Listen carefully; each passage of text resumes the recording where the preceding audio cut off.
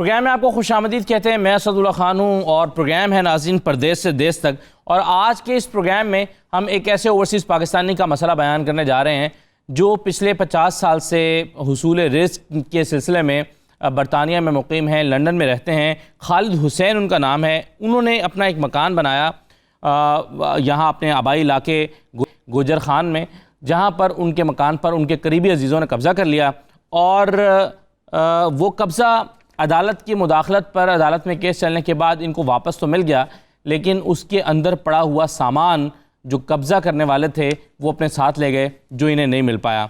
ये तो इनका मुख्तसर सा किस्सा था इस कहानी का, लेकिन इसकी तफसील क्या है ये ख़ुद मुतासरा शख्स खालिद हुसैन साहब बताएंगे। और उनसे भी पहले हम बात करेंगे अपने नुमाइंदे शब्बीर से, जो हमारे नुमाइंदे हैं कलर सैदा में, और आफ्ताब बाजवा साहब माहिर कानून हमारे साथ मौजूद होंगे। इसके अलावा हम कोशिश करेंगे कि जिन पर इल्ज़ाम लगाया जा रहा है उनका मौक़िफ़ भी प्रोग्राम में शामिल करें। खालिद हुसैन साहब भी हमारे साथ मौजूद है। मैं सबको खुशामदीद कहता हूँ और शुरू में करूँगा साकिब शब्बीर से। साकिब साहब, आपने इस स्टोरी पर काम किया, आप क्या चीज़ें अख़ज़ कर पाए हैं, क्या चीज़ें तलाश कर पाए हैं कि कितना मकान के अंदर कितनी मालियत का सामान मौजूद था जो इनको अभी तक नहीं मिला, जिसके बारे में ये फ़िक्रमंद है कि इनको इनका सामान वापस मिलना चाहिए, और मकान पर कब्ज़े की पूरी कहानी दरअसल है क्या? बिल्कुल इब्तदाई मालूमात के मुताबिक तहसील गुजर खान की यूनियन कौंसिल है दौलताला, जिससे ये खालिद साहब ताल्लुक़ रखते हैं और एक तवील अरसा से बरतानिया में मुकीम है। इनका अपनी हमशीरा आबदा परवीन के साथ मकान पर कब्जे का तनाज़ा था और इन्होंने कानूनी रास्ता इख्तियार करते हुए इस मकान का कब्जा वागुजार कराया और बाद इन्होंने एक FIR थाना जातली में दर्ज कराई, जिसमें इन्होंने मौक़िफ़ इख्तियार किया कि इनके निगरान की गैर मौजूदगी में वहाँ पर मौजूद कीमती सामान जो है वो चोरी हो गया। इनके क्लेम के मुताबिक वहाँ पर मोबाइल फोन्स थे और इलेक्ट्रॉनिक अशिया थी और इनके अपने इस्तेमाल की जो कीमती चीज़ें थी वो वहाँ से चोरी हुई है। उस FIR में इन्होंने ये मौक़िफ़ इख्तियार किया और इसका इल्ज़ाम उन्होंने आयद किया आबदा परवीन जो है उनके देवर जो है फारूक उन पर, कि उन्होंने अपने साथियों के हमरा ये सामान चोरी किया है। और बाद उन्होंने इस खर्चे का भी इज़हार किया कि इसमें पेश रफ्त जो है वो इसमें नहीं रहता, उनका जो चोरी शुदा सामान है वो भी बरामद नहीं हो सका। और इस हवाले से जब हमने फारूक साहब से रब्ता किया तो उनका कहना ये था कि जिस वक्त इस मकान का कब्जा वापस किया जा रहा था तो उन्होंने पुलिस की मौजूदगी में जो है वो मकान से अपना सामान जो है वो उठाया था और इसकी दस्तावेजात भी उनके पास मौजूद है, ये ऐसा उनका दावा है। और इस हवाले से जो इनके निगरान यहाँ पर मौजूद हैं बशारत साहब, उनसे भी हमारा राब्ता हुआ तो वो तायद करते हुए नजर आए खालिद साहब के जो मौक़िफ़ की। इस हवाले से हमारे पास ये मालूमात है जो दोनों एतराफ़ से हमें मौसूल हुई हैं और जिनकी डॉक्यूमेंटेशन भी इनके पास मौजूद है। और मज़ीद जो बातें हैं वो आप यकीनन आपको ये भी बताएंगे और उस हवाले से मज़ीद हम उसमें डिस्कस कर सकेंगे। बिल्कुल सही है। अच्छा खालिद हुसैन साहब, पहले तो मुझे ये बताइए कि जिस खातून का नाम आता है कब्जा करने वालों में, आबिदा नामी वो खातून है, और फिर ये फारूक अहमद, ये आपका इनसे रिश्ता क्या है, आपका ताल्लुक क्या है? आबिदा जो है खातून आपकी रिश्तेदार हैं? आबिदा शमीम मेरी छोटी हमशीरा है जो मेरे हाथों में ही पली बड़ी हुई। इसकी शादी की, इसके खामन को बरतानिया लाया, इसके खामन के 3 भाइयों को बरतानिया लाया, सेटल किया, लाखों रुपए इनको यहाँ से लंदन से भेजे, इसके बेटों की शादी की फ्रांस में, इसके दूसरे बेटों को यूनिवर्सिटी की फीसें साइप्रस में भेजता रहा। सारी उम्र अपने बच्चों का पेट काट काट कर इनके पेट भरे, इनको रहाइशें दी, इनको जगह दी, इनको सब कुछ दिया ज़िंदगी में। आखिर पर इन्होंने 2016 में 5 जुलाई 2016 में मेरे घर पे कब्ज़ा किया। फिर मैं पाकिस्तान गया, बड़ी कोशिश की कि अपने घर ये चले जाएं, साथ ही इनका अपना घर था, ये इनकार कर गए जाने से। फिर मसला पुलिस तक तो इन्होंने कब्ज़ा कैसे कर लिया? अब आप एक तो ये बता रहे हैं कि ये कब्ज़ा जो है आपकी बहनोई और उनके भाइयों ने मिलकर किया, ये कब्जा हो कैसे गया? ये इन्होंने क्या वहां पर रिहाइश अख्तियार की हुई थी आपसे चाबी लेकर? मेरे टेनेंट, अब मामू के बेटे टेनेंट थे, रेंट फ्री टेनेंट थे, वो रह रहे थे वहां 5 साल से। तो ये अचानक सारे लोग हमलावर हुए, उनको वहां से हथियार दिखा के, गालियां गलौज करके, डरा धमका के उनको वहां से निकाल दिया। उसके बच्चों को निकाल दिया, उसके बेटे और बेटे की वाइफ को निकाल दिया वहां से। फिर ये लोग वहां काबज हो गए। फिर एक दिन अपने घर गया हूँ अपने चंद दोस्तों के साथ कि देखूं वहां कौन कौन बैठा है, क्या इनकी डिमांड्स हैं। तो ये लोग कुछ जायदाद की डिमांड वगैरह कर रहे थे। फिर ये मेरे ऊपर हमलावर भी हुए, खास करके इसका बेटा अली जावेद। हंगामा खड़ा किया इन्होंने, 3-4 घंटे हम वहां रहे। मेरे घर का सामान मैंने देखा कि चोरी हो चुका है, काफी सामान। फिर पुलिस तक बात पहुंची और उसके बाद भी पुलिस को भी इन्होंने खरीदा हुआ था। उस वक्त के थे मिर्जा राशिद साहब, वो भी कोई सीधी बात नहीं कर रहे थे। इसी तरह ये मसला फिर आगे चलता गया। पुलिस मदद ना कर रही थी मेरी, भाग दौड़ रही उनके साथ। इवेंचुअली एट द एंड मैं FIR कराने में कामयाब हो गया। FIR जब इनके ऊपर हो गई तो फिर फौरन ही पुलिस का वो जो मिर्जा राशिद साहब उसने इनकी जमानतें करवाने में मदद की और कोई गिरफ्तारी ना की। मेरा कोई सामान जो रजिस्टर्ड कराया था, मैंने FIR में लिखवाया था, कोई सामान की बरामदगी ना हुई। जब जमानतें इनकी हो गई तो बस ये है कि जमानत होगी, अब सामान हम नहीं ले सकते, हम सामान नहीं ले सकते। अच्छा, ये मेरे घर पे काबज रहे 1 साल पूरा। बड़ी कोशिश की, गांव के लोगों को भी कहा, लेकिन ये निकलने पर तैयार नहीं थे। लड़ाई मार कुटाई के ऊपर ये तैयार थे। मेरे बीवी बच्चे यहाँ इंग्लैंड में थे। मैं 1 साल में 5 बार पाकिस्तान गया हूँ इसी कोशिश में कि ये मेरे घर से अपने घर मुंतकिल हों और मेरा घर खाली कर दें। उसके बाद ये मसला चलता रहा, मैंने देखा ये नहीं निकल रहे। फिर मैंने अदालत में केस किया।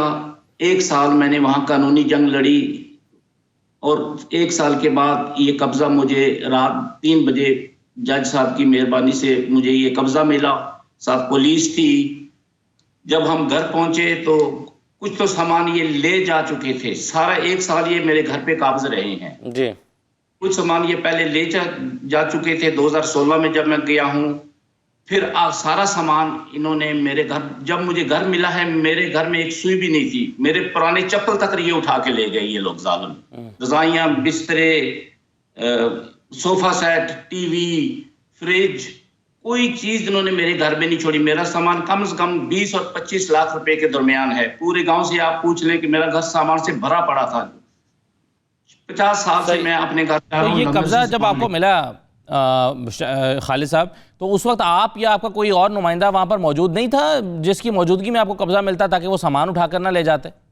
देखो जी, सामान ये पहले ले जा चुके थे सारा मेरा। ये पूरा 1 साल मेरे घर पे काबज रहे हैं। सामान तो ये ले जा चुके थे। ये तो सामान कुछ थोड़ा बहुत अपना जो इनका गुजारे के लिए इन्होंने रखा हुआ था ये सामान लेके गए उस रोज रात को। सारा सामान तो 1 साल ये काबज रहे मेरे घर पे। ये सामान छोड़ते थे। सही है। देखो, जिन्होंने मेरे घर पे कब्जा किया हुआ उसको क्या हमदर्दी है मेरे सामान के साथ? ये तो मेरे मकान हजम करने के चक्कर में थे। तो खालिद साहब, अब आपने इस सामान के हुसूल के लिए आपने दोबारा कोई मुकदमा कर रखा है या कोई केस किया है आपने? इस सामान इनके ऊपर एक और FIR हुई है 2017 में। जब मैंने कब्जा लिया तो मेरे मकान से सारा सामान गायब हो चुका था, जा चुका था। तो फिर दोबारा मैंने FIR कराई। अभी जी क्या हो गया, मुल्ज़म बेगुनाह हैं, उनकी जमानतें वापस ले ली, उसको हाथ नहीं लगा सकती पुलिस। दूसरे ने भी जमानत करा लिया। अब हम पुलिस कहती है हम हाथ नहीं लगा सकते, हम इनके घर नहीं जा सकते, हम सामान बरामद नहीं करा सकते। पुलिस सामान बरामद नहीं करा सकती अगर, फिर हम आर्मी को एप्लीकेशन दें। आर्मी का तो काम और है, ये पुलिस का काम है कि चोर कहते हैं हमारे घर में सामान पड़ा है, चोर कहते हैं हमारे पास सामान है, चोर कहते हैं हम सामान लेके गए।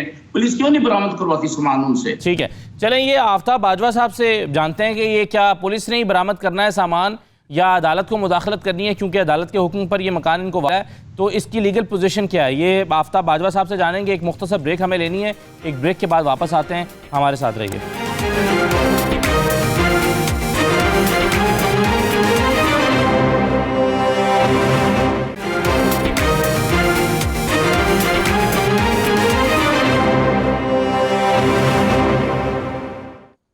ब्रेक के बाद आपको दोबारा खुशामदीद कहते हैं। हम बात करें खालिद हुसैन साहब की, जिनके मकान पर यहाँ कब्ज़ा हो गया था और वो कब्ज़ा तो उनको अदालत की मुदाखलत पर वापस मिल गया, लेकिन सामान नहीं मिला। हमारे साथ आफ्ताब बाजवा साहब मौजूद है, माहिर कानून है।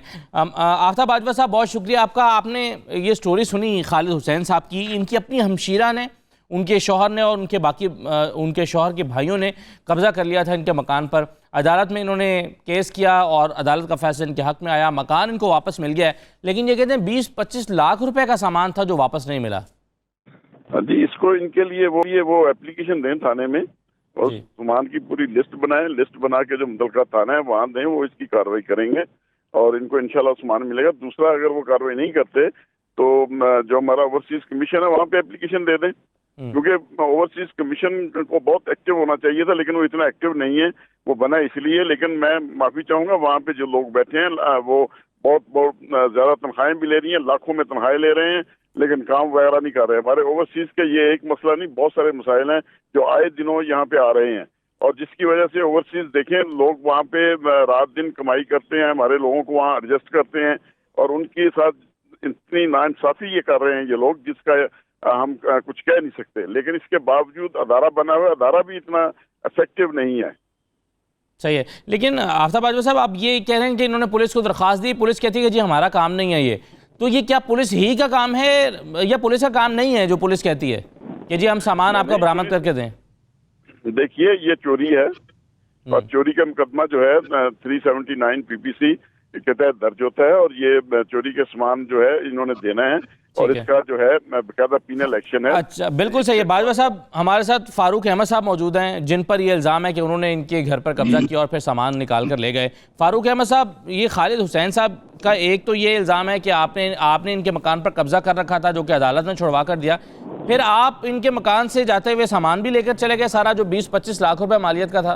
वो कहूँगा ईमानदारी से और सच जी जनाब, मसला ये है कि मैं बरूने मुल्क होता था जी, तो 12-14 साल मैं दियारे गैर में रहा, वापस ही नहीं आया। ठीक, इसकी बहन का शरई हक बनता था, दोनों बहनों का, इस बंदे ने दोनों बहनों का शरई हक दबाया। अहले इलाका, अहले महल्ला पूरा जानता है, पूरा बरादरी कबीला जानता है। उसके बाद वो उसी घर में बहन रही, सब कुछ हुआ। उसके बाद ये कोर्ट में गए, खालिद साहब ने जाली फेक पेपर तैयार करके इनका जितना था वो सब कुछ अपने नाम करवा लिया। ठीक है जी, ये बहन को उस घर से इसने बेदखल करने की कोशिश की, बहन कोर्ट में चली गई। बहन ने जब बहन के हक में डिग्री हो गई, बहन उसी घर में ही रह रही थी। ठीक है जी, दोबारा अब खालिद साहब के हक में डिग्री हो गई, तो कोर्ट ने कहा कि बहन को बहन का सारा सामान बहन के हवाले किया जाए खालिद की मौजूदगी में, है जी। और खालिद, अच्छा फारूक साहब, ये बताएं कि आप भी वहीं पर रहते थे इनकी बहन के साथ? नहीं सर, मेरा अपना अलहदा घर है। अच्छा, तो आपका क्या ताल्लुक है इस सारे मामले में? जी, मेरा इससे, इनकी विरासत से या इनकी जमीनों से मुझे कोई लेना देना नहीं, इनकी लहदा विरासत है जी।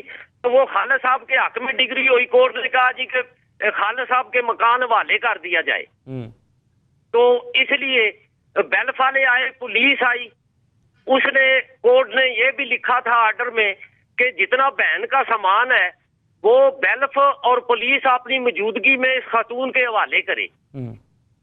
बिल्कुल झूठ कोई। अच्छा चले, अब जरा फारूक साहब आप मेरे साथ ही रहेगा, आप मेरे साथ ही रहेगा। अब खालिद साहब, आपका ये जो मकान था, ये झूठ मार रहा है, किधर लिखा है? फारूक साहब एक मिनट, फारूक साहब आपकी बात हमने सुनी है ना, आप जरा साथ रहिएगा, इसका जवाब तो ले लें पहले खालिद साहब से। खालिद साहब, ये जो मकान था ये विरासती मकान था, ये आपका जाती मकान था या आपका विरासती मकान है? देखो, मेरे वालिद साहब की जो जायदाद थी 3 बेटों के ऊपर तकसीम हुई, जो मुझे हिस्सा वालिद साहब की तरफ से आया वहां मैंने मकान बनाए। इस आबदा शमीम हमशीरा का जो ये कह रहे हैं कि इस्लामी हक बनता था, इसने सारा बेच के मेरे बच्चों मुझसे पैसे लेके सारी जायदाद अपना हिस्सा मेरे बेटों के नाम करवा दिया। हक कैसे अब मैं उनका खा गया हूं? जब तुमने पैसे ले लिए, अदालतों में जाके मेरे नाम करवा दिया है सारा, फिर ऊपर से तुम 10 साल के बाद कीमतें बढ़ गई है, तुमने कब्जा कर लिया मेरे घर पे।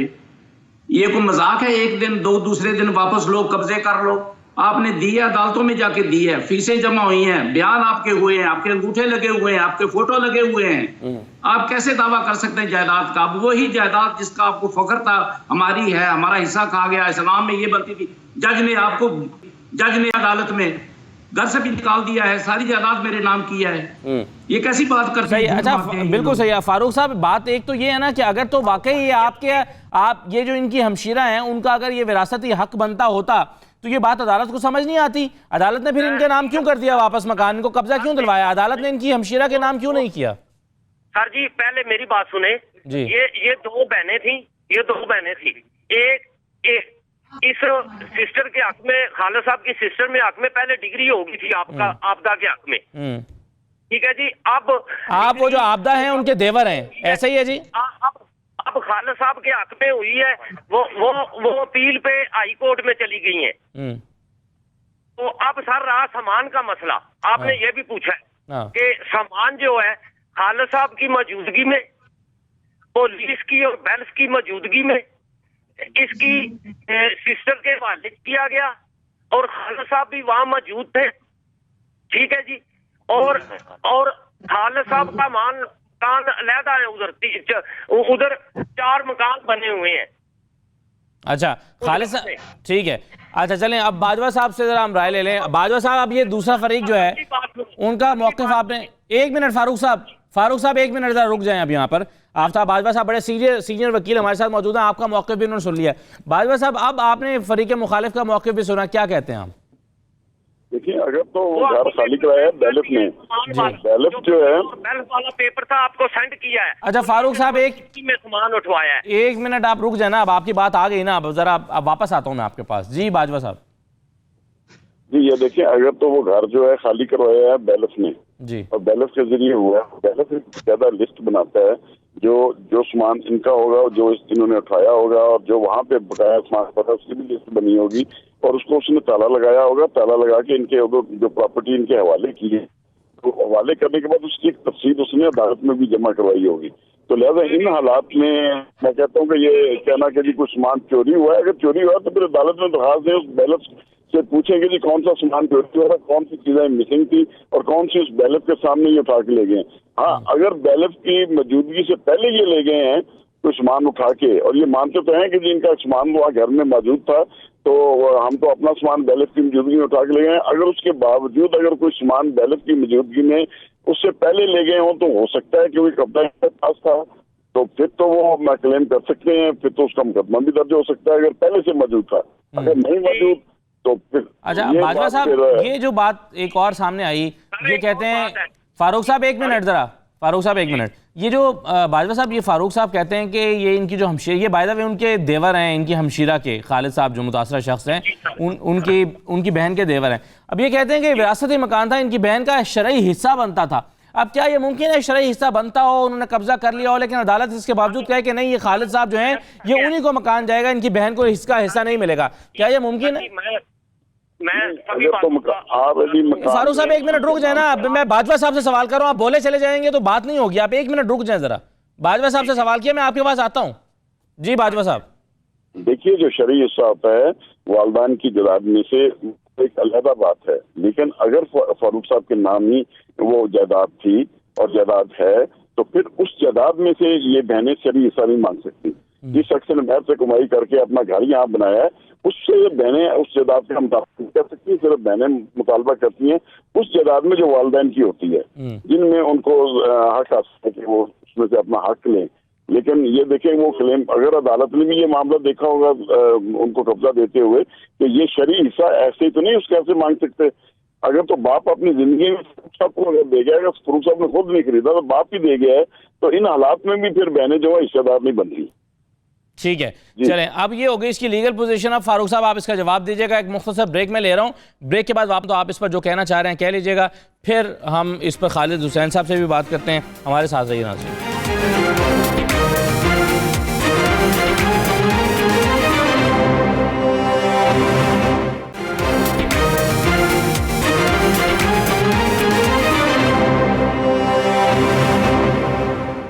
ब्रेक के बाद दोबारा खुशामदीद। अब हमारे साथ आगा यूसुफ साहब भी मौजूद हैं जो DIG हैं ओवरसीज़ कमीशन पंजाब के, उनसे भी हम बात करेंगे। लेकिन पहले जो बात हो रही थी उस पर मैं फ़ारूक अहमद साहब का मौक़िफ़ लेना चाहूँगा। फ़ारूक साहब, आपने भी जो सारी बात की कि ये विरासती जायदाद थी जिस पर उनकी हमशीरा का शरई हक बनता था, अब इस पर आफ्ताब बाजवा साहब ये कह रहे हैं कि उनकी बहनें उस जायदाद में से कोई हिस्सा नहीं मांग सकती जो कि खालिद हुसैन साहब के नाम है। ये सिर्फ उस जायदाद में से हिस्सा मिल सकता है या मांगा जा सकता है जो जायदाद उनके वालिदैन के नाम होगी, जो विरासत होगी, जो वापस आनी है। ये तो खालिद हुसैन साहब के नाम प्रॉपर्टी है जिसमें से हिस्सा तो नहीं मांगा जा सकता। तो आपका मौक़िफ़ कैसे है? और अदालत ने भी आपके मौक़िफ़ को गलत साबित कर दिया। जौन सा शरई इनका हक बनता है ना, हाँ, वालिद की जायदाद से, तो दोनों बहनों को दिया जाए। सर, मैं इस वार्ड का काउंसलर भी हूँ, बदकिस्मती से इस खालिद साहब का कजन भी हूँ। अच्छा। लेकिन इसने धोखाधड़ी से अपने नाम जमीन लगवाई है। अब दूसरी बहन इंग्लैंड में बैठी है, उसका भी हक दबा के सारी जमीनें बैठा हुआ है। अल्लाह देख रहा है। वो भी कोर्ट में है सर, उसका भी कोर्ट में केस है। ठीक है सर। बाकी रहा चोरी का मसला, चोरी का हमने पेपर भेज दिया है। ठीक है जी। वो इसने मेरे अंडर 18, एक बच्चा मेरा 14 साल का है, एक साल 16-17 साल का है, एक 3rd ईयर में पढ़ रहा है, एक 1st ईयर में। उस मेरे दोनों बच्चों को भी इन्वॉल्व किया गया है। खालिद हुसैन साहब तो कहते हैं कि इन्होंने आपको और आपके भाइयों को बाहर बुला के एडजस्ट किया, वहां पर आपको रखा, आपकी मदद की, मुआवनत की, आपको सेटल किया, आपके बच्चों की फीसें अदा करते रहे। अगर इसने किया है ना तो सर ये हमारा कजन है, हमारा ब्लड है, इसका हक बनता है, हमारा भी हक बनता है। तो ये अच्छा कि बनता है कि उन्होंने आपको किया है, सेटल किया और आपने उन्हीं के मकान पे कब्जा कर लिया शरई एक नहीं ना दावे के नाम पर। सर मेरे सामने ये कोई ऐसी बात नहीं है मेरे ज़हन में, ना ही खालिद कजन है, बहनों का सही हक बनता है, वो दिया जाए सर। इस खालिद साहब के वहाँ 4 मकान बने हुए हैं सर, आगे आप मौका पे देखें, 4 मकान बने हुए हैं। सही है। 3 इनके, एक बहन का है। अच्छा खालिद हुसैन साहब, अब मैं DIG साहब की तरफ जाने से पहले एक बात सिर्फ आपसे पूछ लूँ, ये जो फारूक साहब हमारे साथ मौजूद हैं, इनका इस सारी स्टोरी में क्या ताल्लुक है? ये तो ना मकान पर काबिज रहे हैं, ना ये इनका शरई हक बनता है। अगर ये कह रहे हैं कि इनकी बहनों का, आपकी बहनों का हक बनता है, तो इनका तो इस पूरे कब्जे से या कहानी से, केस से कोई ताल्लुक ही नहीं होना चाहिए। फारूक साहब ये जो काउंसलर भी बने हुए हैं, यूनियन काउंसिल नून लीग की तरफ से, इनको 3 साल अदालत में मेरे घर के ऊपर जबरन कब्जे, गैर कानूनी कब्जे की वजह से सजा हुई है 3 साल। तो ये तो कहते हैं मैं वहां पर रहा ही नहीं हूं, मैं तो काबिज ही नहीं था। 3 साल इसको क्यों जेल हुई है? ऐसे पूछो। तुम्हें 3 साल अदालत गुजरखाना सेशन जज में तुम्हें सजा हुई है, किस जुर्म पर तुम्हें सजा हुई है? अब तुम जमानत पे हो और तुम बातें करते हो, बहनों के हक की बात करते हो। 1 साल तुम काबिज रहे हो, तुमने मेरा सारा सामान, घर मेरा लूटा, तुमने मेरा घर उजाड़ दिया सबने मिलकर। मैं बाहर रहा हूं, मैं होटल में रहा हूं, 60-70 लाख रुपए मेरे खर्च हुए 1 साल में। ये झूठ मारते हैं। अच्छा नहीं, लेकिन खालिद साहब, आपको जब आपका मकान का कब्जा वापस मिला तो ये बैलफ ने जब की मौजूदगी में हुआ, तो आप भी वहां पर मौजूद थे?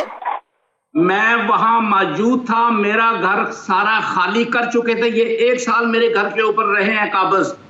ये इन्होंने मेरा घर इस्तेमाल किया है, मेरा सामान चोरी करते रहे हैं। 2016 में इन्होंने पहली चोरी की है मेरे घर में, जब ये काबिज हुए हैं जबरदस्ती। अच्छा, अब ये हमारे साथ आगा यूसुफ साहब मौजूद हैं जो DIG हैं ओवरसीज कमीशन पंजाब के।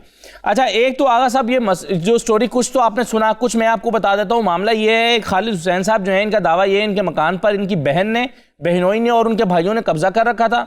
ये अदालत में चले गए, कब्जा इनको वापस मिल गया। अब ये कहते हैं कि इनके उस मकान में 25-30 लाख रुपए का सामान था, फर्नीचर था, बाकी चीजें थी, इलेक्ट्रॉनिक्स का सामान था। वो सारा सामान इन्होंने चोरी कर लिया। कब्जा छोड़ने से पहले वो सारा सामान इन्होंने निकाल लिया और बैलफ की मौजूदगी में इन्होंने सिर्फ अपना सामान निकाला। अब इस पर आगा यूसुफ साहब, आपकी राय क्या है? क्या होना चाहिए? इनके इस मसले का कोई हल हो सकता है? पुलिस के पास ये दरखास्त लेकर गए थे, पुलिस ने इनसे ताउन नहीं किया और उन्होंने कहा कि जी आपका सामान, जो आपका दावा है कि चोरी हो गया है, वो हम बरामद करके नहीं दे सकते। नहीं जी, अगर तो सामान चोरी हुआ है तो ये तो पुलिस का खैर फर्ज बनता है कि वो इनकी दरखास्त के ऊपर कार्रवाई करे जी, और पूरा इंटेरोगेशन करे इसको और इंक्वायर करे इस मैटर को कि वाकई इनकी कोई चोरी हुई है या नहीं हुई। तो ये तो आफ्टर इन्वेस्टिगेशन या आफ्टर इंक्वायरी ही सूरत सामने आए। सही है। मुझे नहीं पता कि इन्होंने ओवरसीज कमीशन में कंप्लेंट की है या नहीं। सही है। अगर ये ओवरसीज, चलेंगे पूछ लेता हूँ वैसे फारूक खालिद साहब, आपने ओवरसीज कमीशन में दरखास्त दी है कोई? मैंने 2 FIR कटवाई हैं जिसमें चोरी का सारा जिक्र है। नहीं, चोरी का ओवरसीज कमीशन में कोई दरखास्त दी है? मैं 10 बार गया हूं ओवरसीज कमीशन में, मेरे दो केस हैं वहां, लेकिन CPO साहब जो है रावलपिंडी सिटी पुलिस ऑफिसर, उन्होंने मेरी बड़ी मदद की है, लेकिन अनफॉर्चुनेटली सामान वापस दिलाने में वो भी किसी वजह से नाकाम रहे हैं। हर जगह पीटा हूं, हर जगह दरख्वास्तें दी हैं मैंने, थाने में को 20 दरख्वास्तें दी है सामान के लिए। CPO साहब के पास बार बार मैं पेश हुआ सामान के लिए। बस ये है कि जी मुलजिम जमानत पर आ गए हैं, अब हम इनके घर नहीं जा सकते, इनसे सामान नहीं ले सकते। जी आगा साहब, ये तो बदमाशी है। वहाँ देखे ना, जो इन्होंने ओवरसीज कमीशन में दरखास्त दी है, उसी दरखास्त की बुनियाद के ऊपर इनकी FIR हुई है।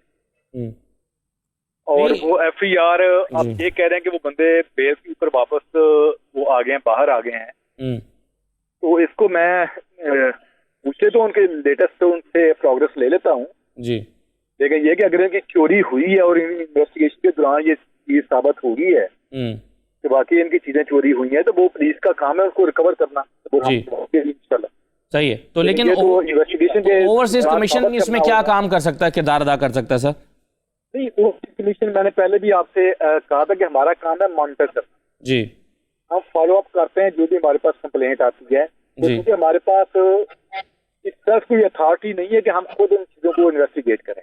वो हमने जो मुतलका पुलिस होती है या जो मुतलका डिपार्टमेंट होता है, हम कंप्लेंट को उनको भेज देते हैं ठीक, और साथ हम उनको मॉनिटर करते हैं और उनसे फॉलो अप लेते हैं कि ये कंप्लेंट हमने जो आपके पास भेजी थी इसकी क्या आउटकम है। ठीक है। तो बाकी सारा काम करना एज पर लॉ वो डिपार्टमेंट का होता है। तो ये पर्टिकुलर केस आपके इल्म में है सर, ये खास जो जिसकी हम बात कर रहे हैं? मेरे पास देखें वो 1000 के करीब केसेस हैं, मुझे अब एग्जैक्टली ये याद नहीं है, लेकिन डेफिनेटली अगर इन्होंने कंप्लेंट की है तो ये FIR जो हुई है ये हमारे कहने के ऊपर। एक मुख्तसर ब्रेक में ले रहा हूँ, ब्रेक के बाद तो आप इस पर जो कहना चाह रहे हैं कह लीजिएगा, फिर हम इस पर खालिद हुसैन साहब से भी बात करते हैं। हमारे साथ रहिए नाज़रीन।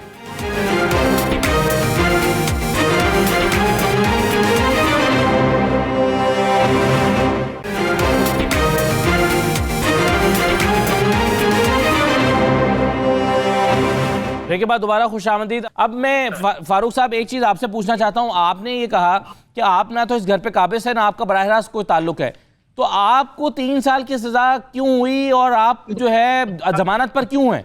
आपका क्या ताल्लुक था इस मामले से? सर जी मुझे इसी केस में ना वहाँ हम पुलिस स्टेशन गए, कुछ और भी मुअज़्ज़िज़ीन थे, तो मैंने वहाँ जो सच बातें की वो खालिद साहब को कड़वी लगी। खालिद साहब ने मुझे उस FIR में मेरा नाम लिखवा दिया। उसके बाद सर मुझे तफ्तीशी अफसर ने बेगुनाह किया, ASP ने किया, अच्छा, SP सदर ने किया सर। उसके बाद इन्होंने इस्तिगासा लगाया।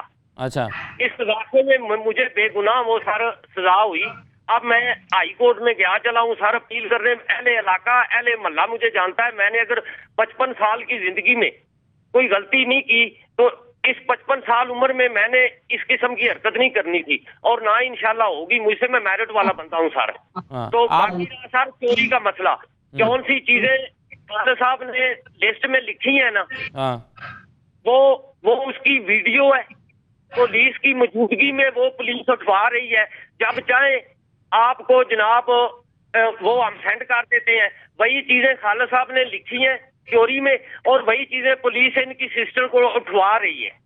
अच्छा, नहीं लेकिन आप तो इस केस में फरीक ही नहीं है ना फारूक साहब, आपका तो कोई ताल्लुक ही नहीं है, आप कैसे इसका हिस्सा बन गए? मेरा अल्लाह शाहिद है, मेरा ताल्लुक नहीं है सर। हाँ, फिर अल्लाह शाहिद है, पूरा अहले इलाका अहले मोहल्ला जानता है सर, मेरा ताल्लुक नहीं है सर, ना मेरा ना मेरी फैमिली का, मुझे कुछ नहीं इनसे लेना देना। तो फिर आप कैसे इन्वॉल्व हो गए इस केस में? सर जी बस ये रिश्तों की सजा मिली है कि मेरा इनके साथ रिश्ता है, दोनों के साथ। खालिद भी मेरा कजन है। मेरा आपसे क्या दुश्मनी है खालिद साहब को? जी सर मैं तो कहता हूँ, लेकिन खालिद साहब क्या करें? अब मेरे 2 बच्चे हैं अंडर 18 सर, वो स्कूल स्टडी उनकी मुतासर हो रही है जी। वहाँ सर खुदा का खौफ करें हैं जी, तो अफसरान बाला को बोलें कि ठीक है इनका आपस का तनाज़ा है, मुझे और मेरे बच्चों को निकाल। अच्छा, आप जरा फारूक साहब मेरे साथ रहिएगा। हमारे साथ आबदा शमीम साहिबा मौजूद हैं जो कि खालिद हुसैन साहब की बहन है। जो बुनियादी तौर पर जिन पर ये सारी बातचीत हो रही है। आबदा साहिबा, एक तो मैं आपका शुक्रिया अदा करूंगा कि आपने वक्त दिया इस मामले पर बात करने के लिए। ये अब दो तीन चीज़ें हैं। एक तो खालिद साहब कह रहे हैं कि आपने इनके मकान पर कब्जा कर रखा था और फिर वो अदालत के ज़रिए से इनको कब्जा वापस मिला, लेकिन सामान आप निकाल कर ले गए हैं इनका 25-30 लाख रुपए मालियत का। आपका मौक़िफ़ क्या है? आपने इनके मकान पर कब्जा क्यों कर रखा था जो अदालत को छुड़वाना पड़ा? सच्ची और हकीकी बात है कि वो हवेली में मेरा और मेरी बहन का हिस्सा है। इसने सबसे पहले उस मेरी बहन का मकान मिटा दिया और उस जगह पे कब्जा कर लिया। उसके बाद खालिद साहब सुन रहे हैं कि मेरा भाई है। जी जी।